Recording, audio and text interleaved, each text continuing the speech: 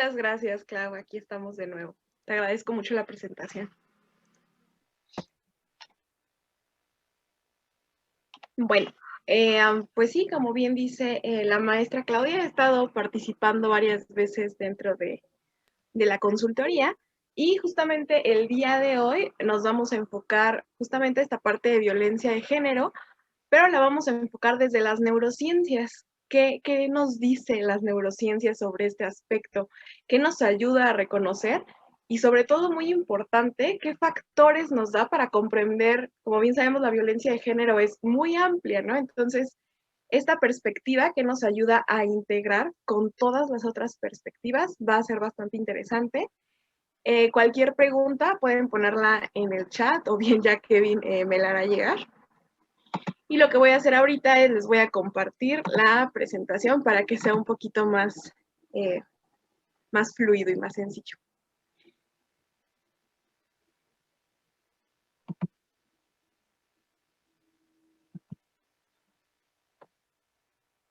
Bien, en un segundito debería aparecer. Y bueno, les recuerdo, soy Florencia Rubio y soy parte de Redes Neuropsicología Clínica. Y bien, bueno, para empezar, ¿cómo vamos a dividir este pequeño tiempo que tenemos? Como bien sabemos, les decía, la violencia de género es muy amplia, abarca muchos frentes, pero en específico hoy desde la neurociencia me gustaría que nos enfocáramos en las siguientes perspectivas. Punto número 1, hay que ver qué nos dice la evolución, la propia evolución del humano frente a cómo ha cambiado nuestro cerebro o por qué nuestro cerebro ha cambiado de ser algo parecido, digamos, a un chimpancé a lo que somos el día de hoy. También es importante que abordemos cuáles son las diferencias entre hombres y mujeres a un nivel cerebral. Por supuesto que existen diferencias. También queremos saber, o vamos a abordar un poquito, qué pasa con este cerebro psicópata, cuáles serían las características de este cerebro. Y por último, sería importante que abordáramos qué pasa con estas mujeres que son víctimas de violencia. ¿Hay alguna marca a nivel cerebral o no la hay? Bueno, les adelanto de una vez. Por supuesto que vamos a encontrar características a nivel cerebral en esta clase de población. Y bien. Bueno, vamos a empezar desde cosas básicas para que recapitulemos todos juntos. Punto número 1, ¿qué es la violencia? Ya sabemos que la violencia es el uso intencional, ya sea de fuerza física, amenazas contra uno mismo, persona, grupo, e inclusive desde la parte psicológica, que casi siempre, o más bien seguramente tendrá como consecuencia un traumatismo, ya sea psicológico o físico, daños psicológicos, pueden ser problemas en el desarrollo, en el caso de los niños, inclusive en el caso de las mujeres que son víctimas de violencia. Recuerden que el desarrollo no termina pues hasta que fallecemos, o inclusive fallas en problemas, digamos, en la propia maduración del cerebro también, en el caso de los niños, y bueno, en algunas ocasiones puede resultar en la muerte. Ahora vamos a identificar nuevamente. Cuando estamos hablando de violencia de género, sabemos que son todos los actos perjudiciales que son hechos a una persona que tiene que ver justamente con las diferencias que la propia sociedad le va a asignar a los hombres y a las mujeres. De acuerdo con la UNICEF, realmente la interpretación más amplia de violencia de género no estaría enfocada en las mujeres, sino que puede ser violencia de género enfocado a hombres o a niños. Sin embargo, este término se ha, digamos, utilizado principalmente para poner en relieve la vulnerabilidad de las mujeres y las niñas a diversas formas de violencia por discriminación. Entonces, creo que es importante que recapitulemos sobre esto. Y ahora sí vamos a ver algunas características relacionadas con la neurociencia. ¿Qué pasa con esta violencia de género? Como bien les acababa de decir, puede ser también hacia hombres o hacia niños, pero en específico contra las mujeres. Y de acuerdo con la UNICEF, esta violencia de género se va a dar en todo el mundo. Y va a ser una forma de preservar y de mantener una subordinación de la mujer respecto al hombre. Sabemos que la violencia en sí misma tiene sus raíces en desequilibrios de poder y en desigualdad estructural que existe, en este caso, entre hombres y mujeres. Bien, ahora vamos, por ejemplo, ¿qué nos dice evolución, cerebro, comportamiento social. Bien sabemos que esta violencia de género tiene en buena parte una base frente al propio comportamiento social, cómo nos vamos a comportar dentro de un grupo. Ahora, fíjense, desde la psicología existe dos maneras de diferenciar este comportamiento social frente al humano.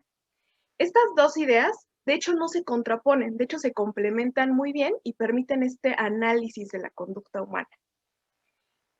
El comportamiento, una de estas perspectivas, lo que nos dice es que el comportamiento social en humanos es como parte de la etología y tendría que ser entonces un continuo de estudios de motivación junto con otros animales. Recuerden que a fin de cuentas, el humano es un animal también y por lo tanto este comportamiento se tendría que estudiar desde la etología. Y eso es por la parte biológica y de la propia psicología evolutiva. Ahora también tenemos a la psicología social. Lo que la psicología social propone es que el comportamiento humano es único y va a ser muy dependiente de la persona, del ambiente y del entorno social. Y creo que esta es como la característica que más podemos nosotros como psicólogos pensar frente a la violencia. Pero justamente cuando hacemos este enlace entre estas dos perspectivas, entre una perspectiva que tiene que ver con la propia biología y una perspectiva que tiene que ver desde la persona, desde el ambiente y el entorno, creo que la comprensión de lo que sería la violencia de género o cómo nosotros debemos entenderla, se vuelve muchísimo más amplia y muchísimo más útil para abordar. Entonces, estas dos perspectivas pueden ir muy bien de la mano. Ahora, aquí hay una imagen muy interesante, porque esta es la hipótesis de evolución del comportamiento social. Y al parecer, lo que hemos logrado entender, comprender, es que dependiendo del número de personas en el grupo, o bueno, perdón, el número de individuos dentro de un grupo, la materia cerebral, la propia sustancia gris, va aumentando. Entonces, ¿qué pasa? Los puercoespines tienen, por supuesto, cierta cantidad de materia gris, y se denomina muy bien en ellos, se reconoce muy bien dentro de los puercoespines que tienen instintos maternales que permiten la supervivencia de la especie. Cuidar al hijito, protegerlo del depredador. Después tenemos a los chimpancés, que viven en sociedades de algunas docenas de sujetos. Entonces, crece un poco más esta materia cerebral, esta sustancia gris. Recuerden que la sustancia gris es la sustancia justamente del cerebro donde se encontrarían todos los cuerpos celulares, o sea, todas las neuronas. Entonces, al parecer, a un mayor número de individuos dentro del grupo, la sustancia gris va creciendo, lo cual va a permitir una integración dentro del grupo. Y en específico, al final, está el humano, que vive pues en sociedades de millones, ¿no? Y donde las habilidades sociales llevan a la evolución de muchísimos mecanismos cognitivos. Y al parecer, el primer fin dentro de estos mecanismos es el outsmart a los otros, o sea, ser más inteligente que el otro, ganarle al otro. Entonces, fíjense, de simples cuestiones como instintos maternales hasta inclusive cuestiones muy complejas como ser más inteligente que el otro, ganarle al otro. Entonces, recuerden, mayor el grupo, mayor la cantidad de sustancia gris. Y no solamente es la cantidad de sustancia gris, sino que es también la propia conexión entre esa propia sustancia gris y cómo se va a conectar con otras estructuras dentro del cerebro. Bien, entonces, justamente esta organización neural que les he estado hablando, la vamos a dividir en el humano en específico en dos grandes grupos. Vamos a tener algo que se le denomina mecanismos cognitivamente impenetrables, o sea, son todos estos mecanismos que son innatos, que son compartidos, que son automáticos, que no podemos detener, digamos, por eso es cognitivamente impenetrables. Simplemente van a suceder. Pero la gran diferencia con los humanos es que tenemos un segundo sistema, que es el sistema de autorregulación. La autorregulación es qué tanto voy a permitir que estos mecanismos se expresen en diferentes momentos. Esta autorregulación, por supuesto que es adquirida, es contextual y es completamente volitiva. O sea, es una propia regulación que hace el sujeto sobre su comportamiento. Entonces, esta es la gran diferencia, por ejemplo, entre algunos otros animales y nosotros humanos, que tenemos este mecanismo de autorregulación muchísimo más desarrollado. Ahora, vamos a ver ahorita que estos mecanismos cognitivamente impenetrables tendrían que ver con regiones del cerebro que son muchísimo más antiguas, muy viejas dentro de la evolución. Y bien sabemos, y si no se los comento, a medida que hemos evolucionado, todas las regiones del cerebro, que son las prefrontales, han ido creciendo. Algunos autores reconocen que en estas regiones prefrontales y la propia conexión que hace con otras estructuras es que podamos tener estos mecanismos de autorregulación. Entonces vean cómo la propia evolución va permitiendo estos mecanismos. Bien. Ahora, ¿qué va a pasar entonces con el propio procesamiento emocional? ¿Qué sabemos, por ejemplo, de emociones? ¿No? Si vimos toda la película de Intensamente, sabemos cuáles son las 6 emociones básicas, ¿no? Alegría, tristeza, enojo, miedo, asco. Estas emociones básicas, sí, existen y son, se le denominan como detectores de relevancia.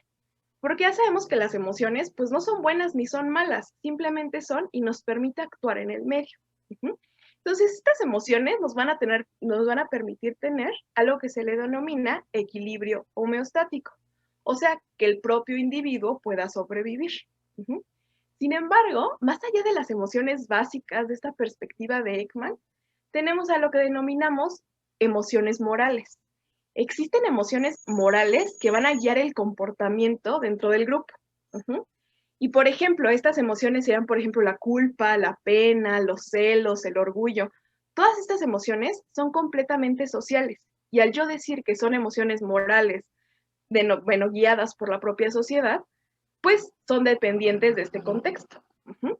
Entonces, estas emociones morales, junto con las básicas, por supuesto, nos van a permitir regular el comportamiento social.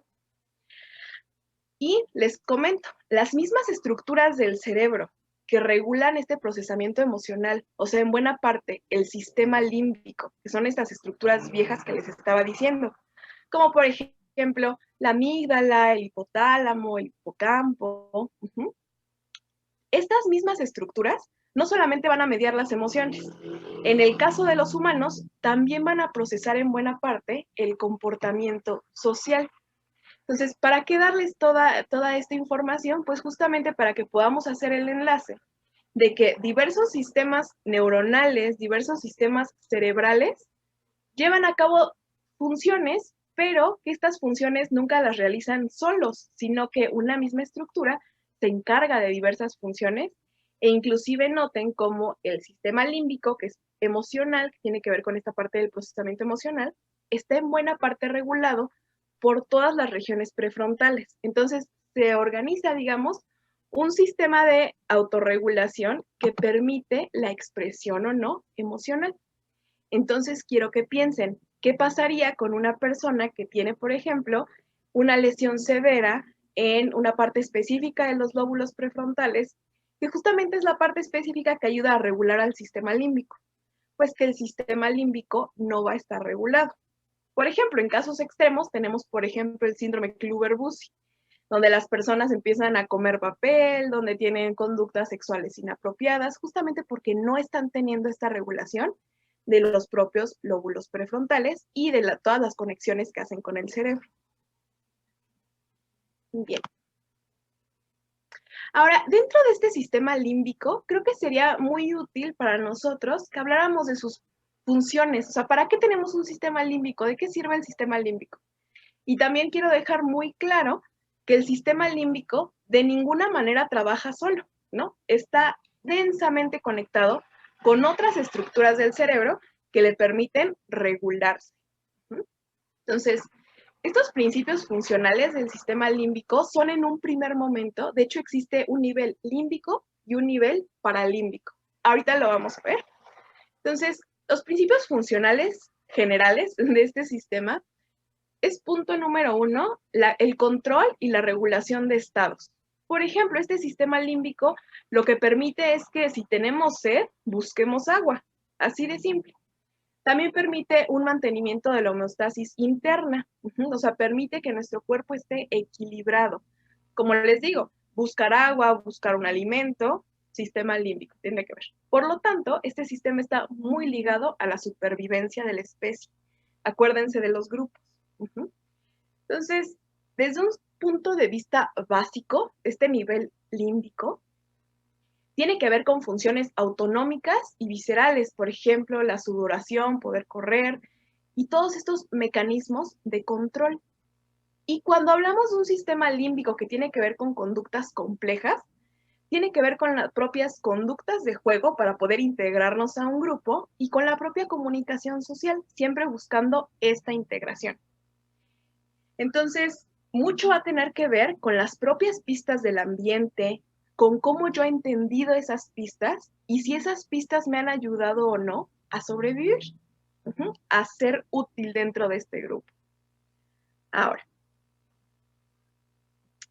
¿qué va a pasar? Este sistema límbico lo que va a hacer es va a realizar chequeos conductuales. O sea, la conducta que estoy teniendo yo es apropiada con lo que está pasando allá afuera. La conducta que estoy teniendo yo me ha sido útil antes. La conducta que tengo yo es aprendida o es una conducta nueva. Todo esto, una vez más se los repito, va a permitir el establecimiento de grupos sociales y no solamente de grupos sociales, sino que va a permitir el orden dentro de esos grupos. Como sabemos, no todos tienen el mismo papel dentro de un grupo. Tenemos los que serían como alfa, por ejemplo, los que son seguidores. Y no solamente eso, sino que va a permitir mantener esos grupos. ¿Por qué? Porque si estamos en grupo, la especie puede sobrevivir. Entonces, les decía, dentro de este sistema límbico, tendríamos por la parte funcional como dos grandes sistemas a su vez. Un sistema de supervivencia y el sistema de convivencia. Nosotros ahorita nos vamos a enfocar un poquito más en el sistema de convivencia, pero es importante que conozcamos el de supervivencia. En un primer punto, este sistema de supervivencia, que es el nivel límbico, nos permite comer, defendernos, reproducirnos, actuar sobre el ambiente. Y en un segundo momento, este sistema de convivencia va a permitir modificar, controlar, inhibir tendencias emocionales e inclusive plantearnos metas a futuro. Este nivel paralímbico. Este nivel paralímbico está mucho más relacionado con las estructuras prefrontales, con todo el funcionamiento ejecutivo. Pero recuerden, el funcionamiento ejecutivo no es que esté en la parte prefrontal del cerebro. Sabemos que hay grandes conexiones con estructuras subcorticales, inclusive con el propio cerebelo. Entonces, y este sistema límbico siempre está en conexión con estas regiones y es por eso que podemos nosotros autorregular. Ahora, este sistema de convivencia va a estar muchísimo más permeado, como ustedes pueden ver, con cómo es que nosotros aprendimos las conductas, cómo ha sido nuestro entorno, el ambiente, cómo se ha ido moldeando a través del tiempo. Entonces, este nivel paralímbico lo que nos va a permitir es tener una orientación hacia el futuro, nos va a permitir mantener este equilibrio interno, va a permitir que la propia especie sobreviva. Entonces, aquí tenemos estos circulitos donde lo que quiero dejar es claro que existe una buena evolución. ¿Sí? Creo que alguien quiere hablar. Adelante.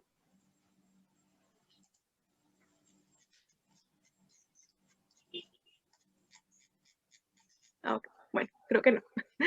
Pero bueno, si quieren abrir su micrófono también siéntanse libres.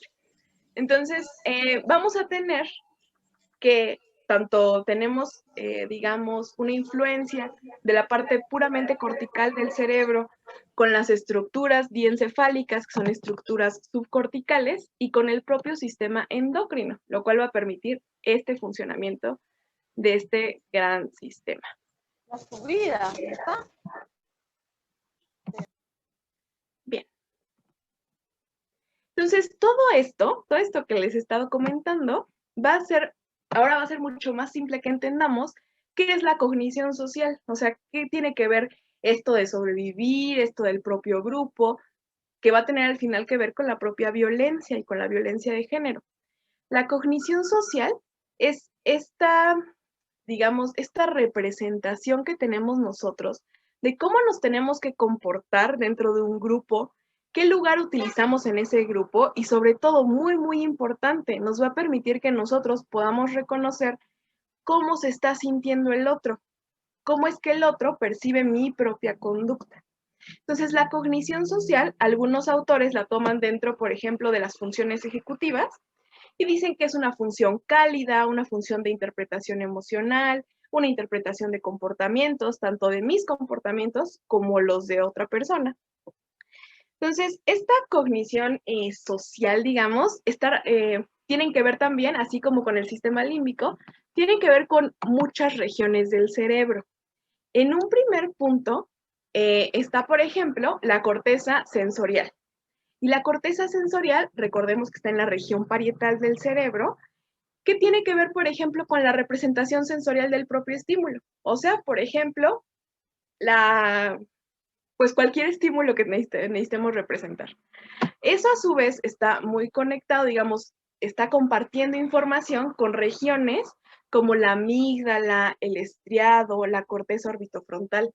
La corteza orbitofrontal está en regiones prefrontales. La amígdala es lo que se le reconoce como el centro del miedo, pero sabemos que hace muchísimo más la amígdala. Nos permite representar nuestra propia emoción para ver si va a tener que ver con nuestro ambiente. Entonces, toda esta información se procesa en estas regiones y en estas regiones es donde se da esta asociación entre la representación de la emoción y el procesamiento cognitivo. O sea, sí estoy sintiendo esta emoción, pero esta es la parte donde nos dice, ¿y por qué la estoy sintiendo? ¿Y es apropiada o no es apropiada? ¿Debería de cambiarla? ¿Debería de autorregularme? Y por último, pero por supuesto no menos importante, y tampoco no olviden que es una interacción muy, muy compleja, es que también tenemos a las regiones más prefrontales, como por ejemplo la corteza prefrontal izquierda, la parietal derecha, el giro cingulado anterior y posterior, que tiene que también que ver en buena parte con representación, tanto de emociones positivas en la parte anterior como emociones negativas, que acuérdense que no es ni positivo ni negativo, sino es cómo nos ayudan a sobrepasar cualquier situación. Y toda esta conexión, o sea, vean cómo hay regiones por todo el cerebro que van a procesar esta cognición social. Esta última parte, la corteza prefrontal, parietal derecha, el giro cingulado, nos va a permitir tener un modelo interno del ambiente social. ¿Y qué es el modelo interno del ambiente social? Es la representación de las personas, pero no solamente las personas, sino la propia interacción de cada persona con uno mismo. O si no, pregúntense por qué si a alguien les cae mal, en cuanto lo ven, cambia su actitud. Es este modelo interno del ambiente. Saben cómo es la interacción, saben el valor de las propias acciones en el contexto del grupo social. Por eso hay personas que son muy amables en algunos contextos y muy poco amables en otros, porque pueden regular esta parte, porque tienen justamente este modelo interno del ambiente social. Entonces recuerden, todas estas regiones del cerebro están conectadas, se están mandando información y permiten que nosotros podamos hacer todo este análisis. Mi emoción, la emoción del otro, cómo va a influenciar mi conducta en este contexto, es bueno, es malo, qué se necesita, es útil para mi grupo. Vean que es bastante, bastante complejo. Entonces, creo que... bien. Ay, un segundo. Bueno, creo que aquí se me movió una diapositiva. Pero bueno, esta cognición social va a, por ejemplo, ¿qué pasa en algunos casos? Como por ejemplo, hay niños, aquí está. ¿Qué pasa, por ejemplo, si dentro de toda esta cognición social, alguno de estos sistemas está trabajando de una manera anormal? Y no por anormal quiere decir que sea mala, porque si no, entonces estaríamos patologizando los propios trastornos del neurodesarrollo, cuando sabemos que, por ejemplo, los trastornos del neurodesarrollo tienen que ver con cómo sistemas diferentes se acoplan a la misma sociedad. Entonces, ¿qué pasa con estos trastornos del neurodesarrollo? Por ejemplo, Dentro de toda esta parte de cognición social, del sistema límbico, de estructuras prefrontales, parietales, por ejemplo, en niños que tienen síndrome de Williams, el sistema funciona de una manera normal y lo que pasa con estos niños es que son hipersociables. Inclusive por ahí le llaman el síndrome del guateque. Yo sé que no suena muy científico, pero explica bastante bien cómo es esta conducta de que ellos no están midiendo esto de, a ver, esta persona podría ser buena o podría ser mala, me quiere robar. Y lo que hacen estos niños es van platicando con todo mundo se van, son muy sociables, son hipersociables. Otro ejemplo, por ejemplo, de otro sistema que funciona de una manera diferente, son los niños en el caso, por ejemplo, con autismo. Los niños que tienen autismo bien sabemos que tienen fallas en la teoría de la mente. Para recordar, la teoría de la mente es esta capacidad que tenemos nosotros para saber cómo se está sintiendo el otro. Y, por ejemplo, podemos interpretar por la propia expresión emocional, por cómo se mueve, todo este lenguaje corporal, es que lo podemos identificar. Entonces, por ejemplo, los niños con autismo tienen fallas en esta representación. Entonces, estos, por ejemplo, que tiene que ver con el neurodesarrollo, pues en este caso, por ejemplo, se ve que hay un aumento de la amígdala. Entonces, vean cómo el sistema va trabajando de diferentes maneras y nos va a dar diferentes resultados. Bien, entonces déjenme. Ahora, algo muy importante también que yo les prometí cuando empecé, es que justamente esto, ¿no? Ya vimos, por ejemplo, que los niños con trastornos del neurodesarrollo tienen diferencias en el cerebro. Ahora, la pregunta que queríamos abordar en esta plática era, ¿existirán también diferencias entonces entre los cerebros de los hombres y las mujeres? Sí, por supuesto que hay diferencias, por supuesto que hay diferencias, pero hay que tener muchísimo cuidado en no sobresimplificar esto y terminar con esas imágenes de, ay, el cerebro izquierdo hace esto y el derecho hace esto y no hacen otra cosa, ¿no? Porque recuerden que están también ampliamente conectados. Pero bueno, desde el sistema propiamente estructural, o sea, de las propias estructuras del cerebro, sí hay grandes diferencias. Bueno, hay diferencias. Vamos a verlas poco a poco. Por ejemplo, los hombres tienden a tener un cerebro más asimétrico frente a las mujeres, que el cerebro tiende a ser más simétrico. Por ejemplo, frente a simetría tenemos una diferencia. A su vez, en los hombres tiene un mayor desarrollo del plano temporal izquierdo. Aquí les puse un cerebrito por sí, para recordar todas estas áreas. Este sería el plano temporal izquierdo. Se encuentra muchísimo más desarrollado. A su vez, las mujeres tienen una mayor simetría frente a otras estructuras de este plano temporal. También los hombres, por ejemplo, tienen un mayor grosor, o sea, un mayor número de células, un mayor número de neuronas en las regiones parietales derechas. Y es, por ejemplo, de aquí de donde salen esos mitos de, ay, pues los hombres son súper buenos para no perderse en un mapa y las mujeres se la pasan hablando. Pues bueno, de aquí vienen un poco esos como mitos sobresimplificados, ¿no? Entonces, los hombres tendrían, por ejemplo, una mayor habilidad para cuestiones de cálculo.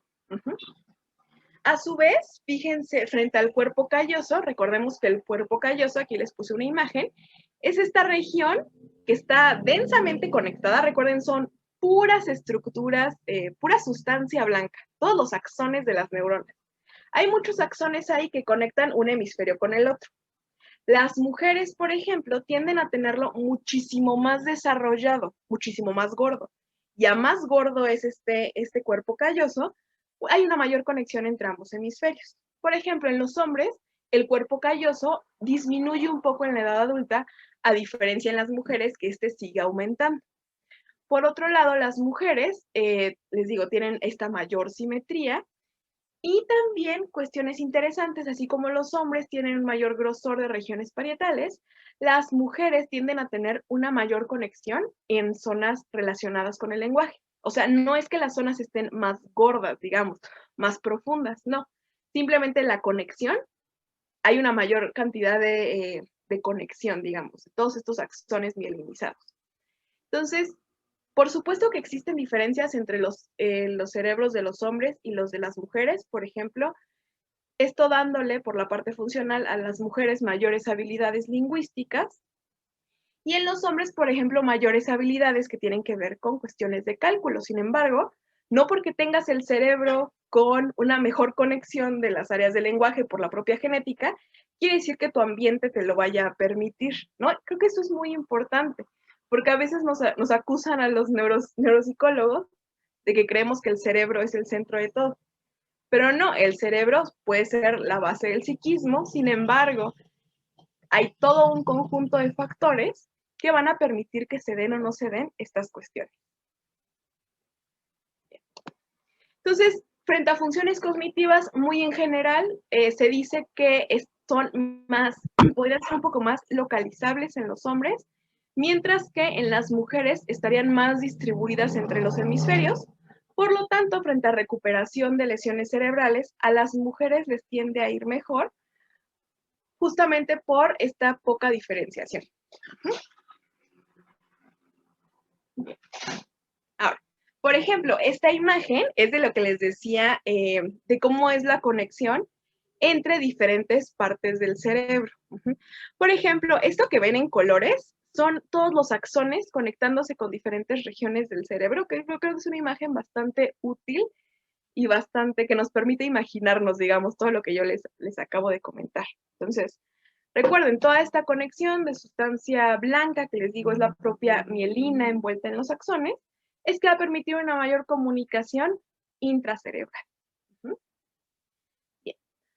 Ahora, justamente tomando esta perspectiva de que no todos los cerebros son iguales, ¿y qué va a pasar entonces con la violencia? Dentro de este discurso, donde entra la parte de la violencia, pues hay que pensar en específico que en el caso de la violencia, por supuesto que tiene que ver con una predisposición genética, pero por supuesto que también tiene que ver con una cuestión ambiental. Por eso yo les decía, realmente la psicología es muy amplia, tenemos demasiados frentes para estudiarlo. Y es mejor justamente cuando se permite que varios frentes se comuniquen, ¿no? Entonces, en el caso de la violencia, compañeros, ¿qué sabemos? Sabemos bastante. Sabemos, por ejemplo, en específico, que la corteza orbitofrontal, o sea, esta región del cerebro, tiene una muy buena conexión con la amígdala. La corteza orbitofrontal, de una manera muy simple, digamos que tiene que ver con el control de impulsos. Control de impulsos es lo que hace. La amígdala lo que hace es avisar si algo malo va a pasar, o lo que hace es detectar todas estas señales que nos permiten a nosotros tener una emoción. Mucho tiempo se le decía, ay, sí, la amígdala es el centro del miedo. Y sí, pero hace más cosas, permite la representación de la propia emoción del otro en nuestro propio cuerpo, parte de la cognición social. Entonces, en el caso de la violencia, muy a grandes rasgos lo que sabemos es que existen diferencias entre esta conexión entre la corteza orbitofrontal, la amígdala, cómo se están conectando, cómo se están comunicando, y también el grosor de estas regiones. Y fíjense que, como bien yo les decía, tiene que ver con el ambiente. Y justamente como tiene que ver con el ambiente, se ha descrito que muchas personas que presentan conductas violentas también tuvieron conductas violentas por parte de otra persona en la infancia, y entonces esta conexión entre amígdala y corteza orbitofrontal cambió, se hizo, digamos, más delgada.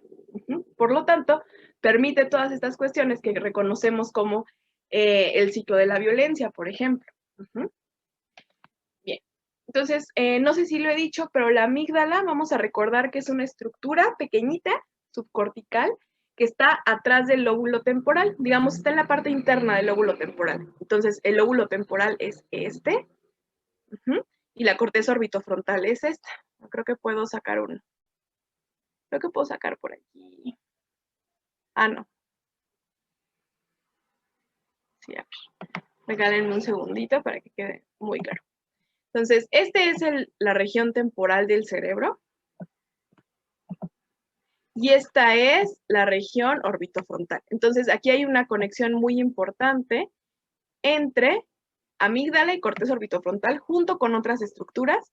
Y lo que sabemos en cuestiones de violencia es que la propia estructura y la propia conexión son más débiles, digamos, son diferentes. Y como bien les decía, tiene que ver con cuestiones propiamente genéticas y, por supuesto, del ambiente. Bien, pues déjenme borrar. Bien. Bien. Por ejemplo, entonces, ¿qué va a pasar en el caso de la psicopatía? ¿Qué se sabe dentro de la psicopatía? Dentro de la psicopatía sabemos que los psicópatas propiamente tienen una reducción de esta proporción de sustancia gris y blanca. Recuerden, la sustancia gris son los cuerpos celulares, la sustancia blanca son todos los axones de las neuronas. Entonces, esta proporción es diferente. A su vez, también se sabe que tienen una activación anómala, o sea, diferente de la corteza orbitofrontal y de la amígdala. Entonces, en los estudios funcionales, esto es lo que se ve. Los estudios funcionales es cuando meten al paciente en un resonador y permite ver cómo se activan estas regiones y cómo se comunican entre ellas. Entonces, esto en buena parte nos va a dar una reducción de la respuesta autónoma. Por ejemplo, cuando nosotros estamos mintiendo, empezamos a sudar, los vellitos se nos erizan, tenemos respuestas autónomas. Las personas que presentan psicopatía no tienen estos marcadores somáticos de respuestas autónomas, se ven reducidos. Por lo tanto, permite que el comportamiento agresivo o violento sea más frecuente y que también nos va a dar un contexto en específico. Esto pasa, por ejemplo, en el caso de la psicopatía. Vean cómo diferencias cerebrales hacen que se interprete el ambiente de manera diferente y permite estas conductas. Ahora, entonces vean, es la reducción en el volumen de la parte prefrontal, orbitofrontal en específico, que a su vez va a correlacionar con la reducción de la respuesta autónoma frente a un evento estresor. Por ejemplo, si ustedes van caminando por la noche bien felices y notan que alguien los está siguiendo, escuchan unos pasos, probablemente se van a poner a sudar, el corazón les va a palpitar muy fuerte, van a empezar a ver cómo pueden huir, tristemente. En el caso de la psicopatía, esto no sucede, estos marcadores autónomos se dan de una menor manera. Por lo tanto, no sienten esta culpa de engañar al otro. ¿Por qué? Porque toda esta parte de cognición social es diferente, está alterada.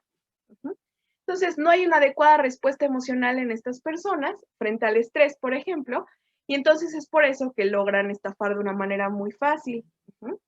A su vez, tienen en específico el área de Brodmann 10, que también está en la corteza prefrontal, les permite suprimir este dolor emocional. Por ejemplo, cuando alguien nos habla feo, pues sentimos feo, ¿no? Y es como de, ay, ¿por qué me hablo así?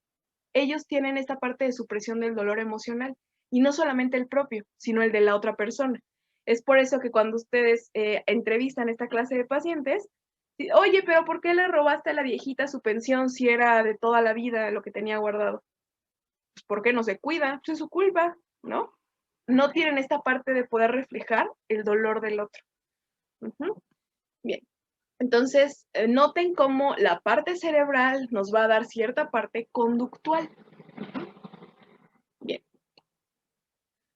Ahora, pero fíjense que somos mucho más allá de un cerebro. O sea, sí, por supuesto, estructuras que no se conectan de manera adecuada nos dan ciertas respuestas conductuales. Pero para que no se queden con que cerebro es destino, les voy a presentar el caso de James Fallon. James Fallon es un investigador de la Universidad de California, me parece, y él trabaja con psicopatía, a eso se dedica. Trabaja psicopatía y trabaja estudios funcionales en psicopatía. Y lo que él siempre ve, pues son cerebros que en las regiones prefrontales y en regiones temporales están apagados. Están apagados, digamos, porque justamente no hay esta gran conexión que permite todo este procesamiento que estábamos diciendo ahorita. Sentir el dolor del otro, ver cómo voy a funcionar dentro de un grupo, todo eso se encuentra, digamos, reducido. Eso es lo que él siempre veía en sus escáneres, ¿no? Entonces, un día, James Fallon decidió que él se iba a hacer un escáner y que también se lo iba a hacer a toda su familia. Y cuando le llevaron los escáneres, tenía un montón de escáneres en su escritorio, y los estaba viendo a contraluz, ay, sí, mira, uy, sí, mira, otro psicópata, otro psicópata, otro psicópata. Luego le llevan los de su familia y ve, ay, sí, mira, qué bonito, todo prendido, perfecto, muy bien, ay, perfecto, ay, sí, todos muy bien. Y llegó al último escáner y ve el escáner propio de un psicópata. Entonces le dice a su asistente, oye, mezclaste uno, estos no son los de mi familia. Y el asistente le dice, doctor, es el suyo. Entonces, James Fallon se dio cuenta de que tenía el mismo escáner que un paciente psicópata asesino, solamente que James Fallon no era un psicópata asesino, él era un académico con familia, con esposa. Entonces, noten que el cerebro no es destino. Entonces, él decía, pues yo no maté a nadie, no violé, no hice nada parecido, y tengo 3 hijos, ¿no? Entonces, pues mi cerebro se parece al de un asesino psicópata, y no solamente eso, que no solamente se quedó con el escáner cerebral, sino que se hizo un estudio genético y todos sus genes tenían los alelos necesarios que se correlacionan con violencia y con estas conductas. Entonces James Fallon tenía el cerebro de un psicópata, tenía los genes de un psicópata, sin embargo, no era un psicópata. Entonces, por más que tenía todo el genotipo, digamos, y el fenotipo a nivel cerebral, él no presentaba estas características. Entonces, obviamente sacó 1,000,000 de pláticas, libros, ¿no? Justamente abordando qué estaba pasando ahí. Y realmente él llega muy rápido a la conclusión, ¿no? De que, aunque tenía todos los marcadores, ¿qué era lo que le había permitido a él no presentar estas conductas y ser, por ejemplo, profesor en una universidad, investigador, alguien muy adaptado a la sociedad, que seguía normas sociales, que se adaptaba a ellas? Entonces, lo que él dice es, pues la vida familiar, el propio entorno. Él dice que creció en un entorno feliz. Entonces dice que no solamente se puede decir a partir de un escáner o de la genética si alguien es asesino o psicópata. Se puede ver la tendencia. Eso sí, por ejemplo, si James Fallon hubiera crecido en un ambiente poco agradable, pues ya saben, un ambiente que no es bueno para el desarrollo, probablemente hubiera tenido estas conductas. Entonces recuerden, la biología no es una sentencia de muerte, pero justamente puede dar el alto potencial para ciertas cosas. Entonces él pone la alegoría de que los genes cargan el arma, pero el ambiente es el que la dispara. En su caso, jamás se disparó esa arma. Y bueno, al parecer lo que él tuvo fue una infancia feliz, una infancia sin ningún evento estresor, por ejemplo. Entonces noten, biología no es destino. Y es justamente por eso que necesitamos trabajar de manera conjunta, los que sabemos del cerebro, los que sabemos de sociedad, para poder tener esquemas que realmente sean útiles para entender al sujeto. Entonces, aquí les pongo el escáner. Lo de arriba, esta es una resonancia magnética funcional. Las partes rojas son partes más activas. Más azul se va volviendo, más inactiva está esa parte del cerebro. Sus escáneres probablemente se vean como la parte de arriba. Y el de Jim se veía como un psicópata asesino. Vean la región prefrontal, está muy azul, está muy apagada, está poco activa. Bien. Bien. Y por último, que pues por supuesto que no menos importante, ¿cuáles van a ser, qué va a pasar en mujeres justamente que son víctimas de violencia de pareja en específico? ¿Y cuáles van a ser las alteraciones cerebrales? Quiero que piensen que una mujer que es víctima de violencia probablemente también lo ha sido en otro momento de su vida y que por supuesto que esta violencia se va a quedar reflejada o marcada, digamos, en un nivel cerebral. Por ejemplo, la violencia de pareja sabemos que es altamente prevalente, perdurable, y también sabemos que es muy difícil estudiarla porque siempre sabemos que existe un infrarreporte. Pero al menos lo que ha establecido la OMS es que al menos 1 de cada 3 mujeres han sufrido violencia de pareja. Entonces, las secuelas son severas y son en todos los niveles. Van desde, por ejemplo, un traumatismo cráneoencefálico que puede dejar a una persona con severas fallas cognitivas y emocionales, un trastorno de estrés postraumático, depresión y ansiedad, que son las más comunes y que muy pocas veces son tratadas. Y también lo que se sabe de la violencia de pareja es que aproximadamente el 80% de las lesiones que se cometen se encuentran en la cabeza, en el cuello, o que bien que muchas veces tienen que ver con estrangulación. En el caso de la estrangulación, nos va a llevar a cuestiones de hipoxia, o sea, poco oxígeno en el cerebro, que por supuesto que va a tener una implicación muy importante dentro de la parte cognitiva y por supuesto dentro de la parte emocional. Entonces, yo sé, yo soy neuropsicóloga y me enfoco más a lesiones cerebrales, pero jamás podemos dejar de lado la parte emocional que ese propio acto de violencia va a acarrear. Entonces, ¿cuáles serían entonces los mecanismos neurales detrás de estas secuelas, perdón? ¿Qué va a pasar con estas mujeres a nivel cerebral? Entonces, sabemos, no solamente van a ser las lesiones físicas, también tiene que ver con las propias lesiones psicológicas, las propias lesiones emocionales. Entonces, imagínense el impacto del trauma psicológico, las lesiones al sistema nervioso central, porque al parecer todas las lesiones caen a nivel cerebral. ¿Qué va a pasar ahí? ¿Qué se sabe? Sabemos que las mujeres víctimas de violencia presentan un menor volumen cerebral, o sea, neuronas mueren en todas las regiones. Sabemos también que tienen alteraciones en regiones occipitales y temporales. Estas regiones, en específico occipitales, que es esta parte atrás del cerebro, y temporales, están muy asociadas al trastorno de estrés postraumático. Recuerden mucho que en el trastorno de estrés postraumático, desde un nivel neuropsicológico, lo que está pasando es que hay un procesamiento que es anormal de estímulos negativos o que provocan miedo. Cosas bien simples se vuelven fuentes de pánico, de terror, trastorno de estrés postraumático, o bien permiten toda esta parte de hipervigilancia. ¿Por qué? Porque estoy procesando el ambiente de una manera diferente, una manera en la que siento que tengo que estar con esta hipervigilancia, buscando estímulos que podrían ser malos para poder protegerme. E inclusive también estas regiones están muy asociadas a todos los flashbacks, o sea, todos estos recuerdos visuales intrusivos que no dejan de perseguir a las personas, trastorno de estrés postraumático, o que cuestiones bien simples desatan ataques de pánico.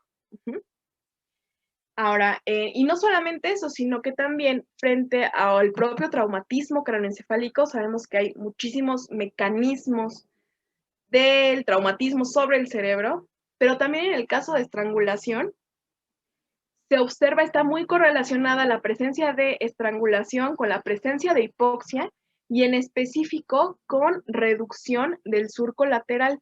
El surco lateral de la parte anterior es justamente esta región. Este es el surco, este que les estoy señalando. Entonces, este sería el surco. La región anterior es esta. Y si ustedes recuerdan hace ratito, con los psicópatas yo les decía, no hay pues menor conexión. Pues al parecer en las mujeres que son víctimas de violencia también están resintiendo en estas zonas, lo cual va a afectar en cierta medida el procesamiento emocional. Entonces, el procesamiento emocional también se está viendo alterado por justamente todo este trauma psicológico, neuropsicológico, y la propia violencia. Entonces, noten cómo tenemos muchas perspectivas y pues también muchísimo trabajo que hacer frente a estas cuestiones. Y bueno, por mi parte sería todo. No sé si alguien tenga alguna duda o algún comentario, con gusto